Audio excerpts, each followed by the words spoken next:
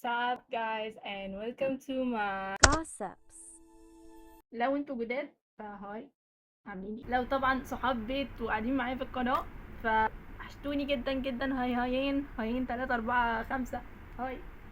النهارده بقى اليوم المنتظر عشان بقالي فيديوهين بقول لكم ان انا بتفرج على تريجر. انا خلصت تريجر الحمد لله. بسم الله الرحمن الرحيم كده.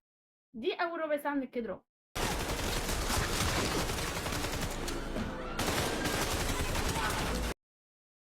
انا قعدت عاملة كده مزبلة. لا لا اكيد ده مش حقيقي. لا هو طلعت مش حقيقية. بس كانت مقدمة لحاجات حقيقية تانية كتير. ايه الاحداث اللي فيه والاكشن والفيلن اللي فيه. يعني مش عارفة كان اسمه كيم يونج تقريبا.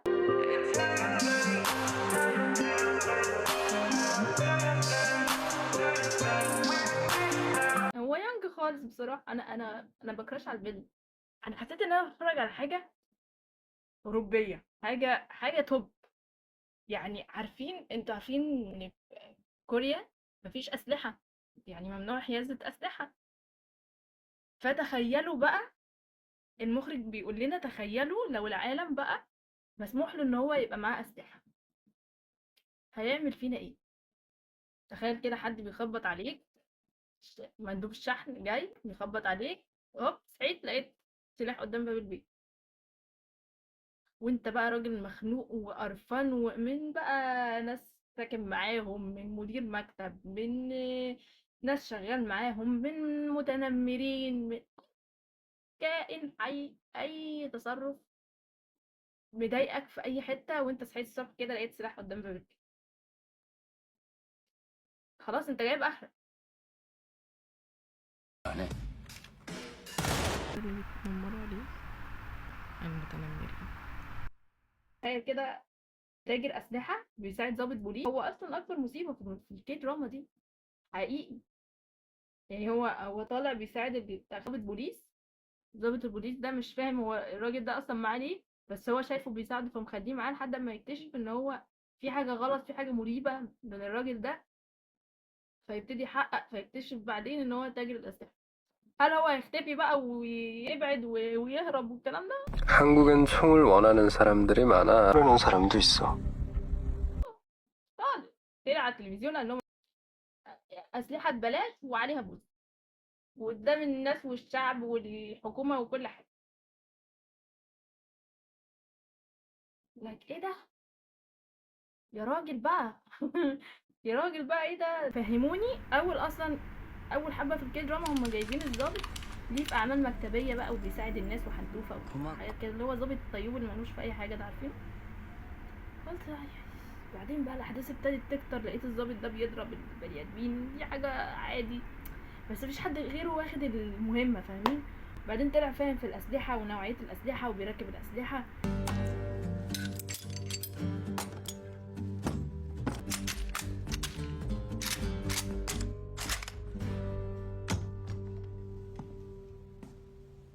بعدين بقى قناص. بعدين لا تعالالي بقى تعالالي. تعالالي انت كنت فين بالظبط؟ طلع ان هو كان مرتزقة اصلا، وكان بيحارب الارهابيين حاجه كده. كان مش مهم بقى الناس دي ايه سنهم ايه جنسهم ايه كده، بس المهم هم ارهابيين فلازم يخلصوا عليهم. فهو ابتدى بقى يحس بالذنب ان هو عشان يخلص حياة حد لازم حياة تانية يخسرها، فحس ان السلاح ده ذو حدين فابتدى يبعد عن الاسلحة. بعدين بقى في موقف هيضطر ان هو ينقذ صحابه فهيضطر يستخدم السلاح.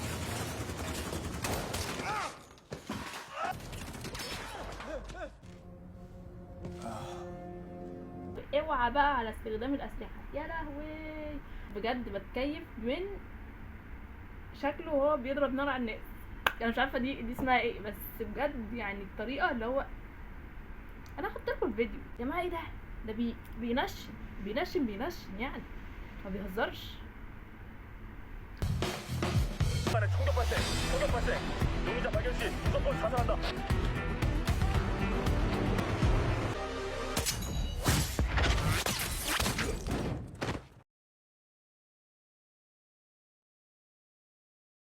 كل حدث ورا اللي بعد ورا اللي بعد ورا اللي بعد ورا اللي بعد ورا.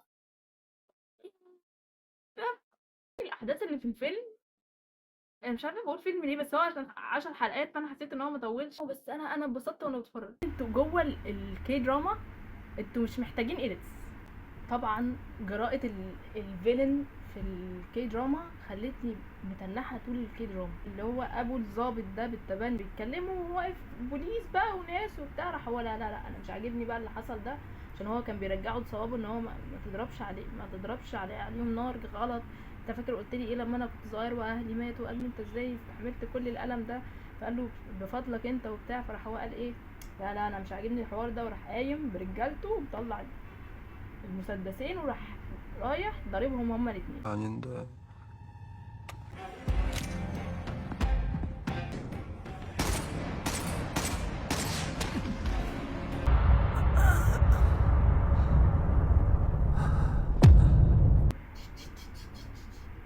بعد ما خلص قال له انت لما تقوم بقى تشوف علام جديد. 목적.